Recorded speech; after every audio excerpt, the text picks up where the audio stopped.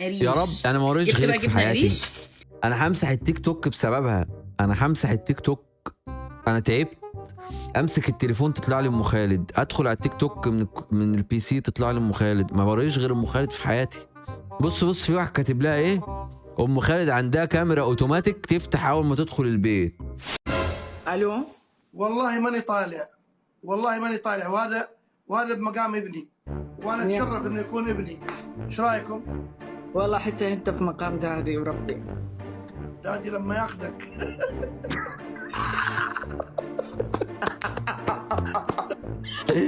يا ربي والله الشيخ جامد. تخيلت شنو يقول كده. سهيل، سهيل، يا سهيل،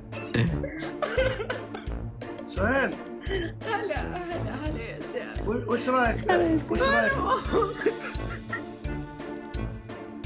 وش رايك؟ وش رايك؟ خلهم يصوروا ويقصوا. صوروا يا حبيبي، صوروا، خذوا راحتكم. انا عايز اجيب حته دادي. والله حتى انت في مقام دادي وربي. دادي لما ياخذك.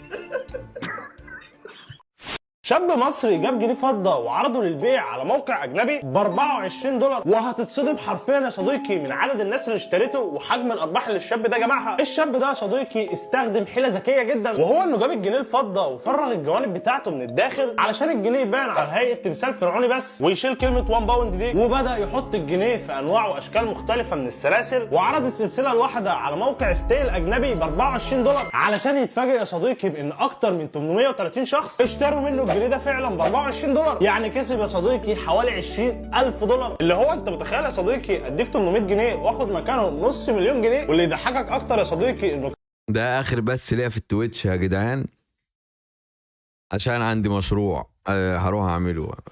انا مشكلتي مش في ام خالد شخصيا. انا ما فيش غيرها يا جدعان في التيك توك. ارحمينا يا ام خالد. بأمانة ربنا ازيك الأول؟ الحمد لله تمام.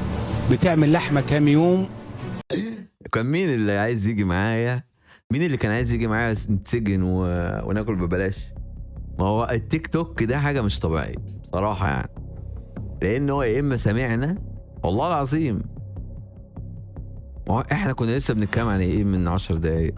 عن إن إحنا نروح السجن وناكل ببلاش. يوم طالع لي فيديو عن السجون وإن الأكل فيها لم يرتفع والأكل ببلاش. طب استنوا نجرب كده. أنا نفسي آكل. ناس كتير طلبت مني ان اجرب نوع الخبز اللي قدامكم ده. لا لا لا. عباره عن ايه؟ ولما بحثت لا لا لا لا، ده مش طبيعي. ده جاب لي اكل والله العظيم، دي حاجه تخوف. طيب انا بفكر النهارده اروح العب كوره.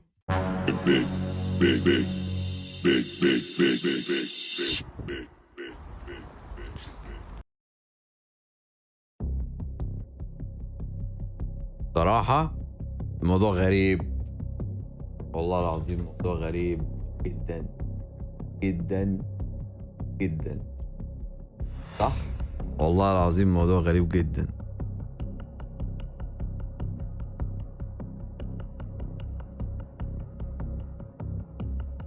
لا لا لا والله العظيم في حاجة غلط.